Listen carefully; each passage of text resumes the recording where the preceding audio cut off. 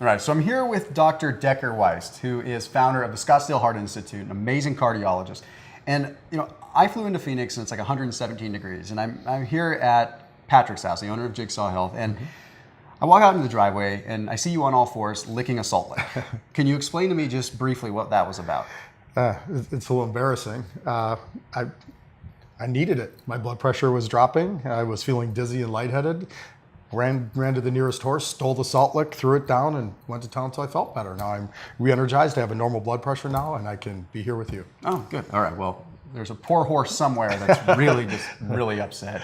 But anyway, the real reason I wanted to do this video, aside from his weird habit of stealing things from ranch animals, is the fact that I did a video a couple of weeks ago on the body's electrical system and how that actually works in relation to electrolytes, but also how we can translate that over to really comparing our bodies like not a 1981 Pinto, but more like a 2009 Lamborghini, to say the least, and how it all works together to create the charge that allows us to move and allows us to function and have energy.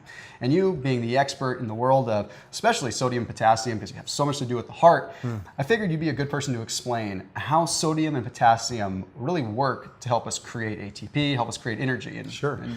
Well, in cardiology circles, you have sodium pumps and you have potassium pumps, and that allows for the normal polarization, depolarization of the heart. In fact, there's even medicine classes. Some are sodium channel blockers. Drugs like amiodarone are potassium channel blockers. But the main one we get into trouble with is one of the fundamentals of life, which is the sodium potassium ATPase pump. When you have a cell, that membrane depends on that pump for life. Okay. That pump allows the creation of ATP, which is our energy, it's our currency. And then we walk around as docs and we say, don't eat any salt, and by the way, you live in the desert, and we're surprised you're tired. So fresh off of licking that salt lick, I feel a lot better. Anybody who's hypotensive, lower blood pressure knows this.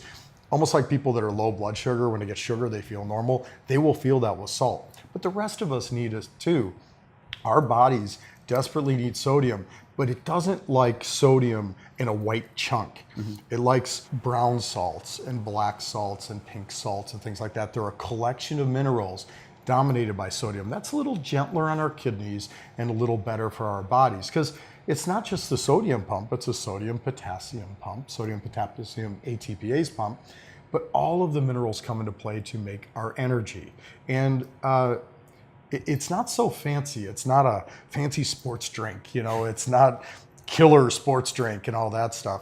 But we cannot expect to have healthy energy without adequate sodium, potassium, and general minerals. Gotcha. So at the end of the day, it's basically this constant cycle. So you've got sodium, potassium that are being pumped in and out of the cell, and if one of those is off, particularly sodium, because it's the easiest to get off of, and then you're going to have a reduction in energy because you don't have that, which therefore means your overall ATP is down, and then if your ATP is down, then you don't have the energy to actually run that pump, so the pumps start to shut down. You got it.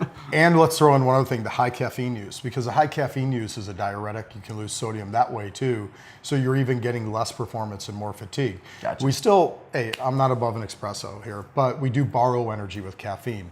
With good minerals, we make energy. And there is a place for caffeine in lives, and you can be very, very healthy with it. But if you're trying to reclaim good, stable, healthy energy, you really have to look at the salts in your life, and you have to look at the minerals in general. Our food is depleted in it. The basic public is not aware of the need for mineral supplements and for healthy salts. That's going to lead to a dangerous thing. Surprise, the only mineral we're getting is pure white salt and junk food, and we are hypertensive. Yep. Well, of course we're going to be. That's the way the body's going to respond. But when we're getting good balanced amounts of minerals, we're in good shape. Gotcha. So there you have it. The explanation here is to really show you that sodium isn't just about your blood pressure. Sodium plays a critical role in your energy.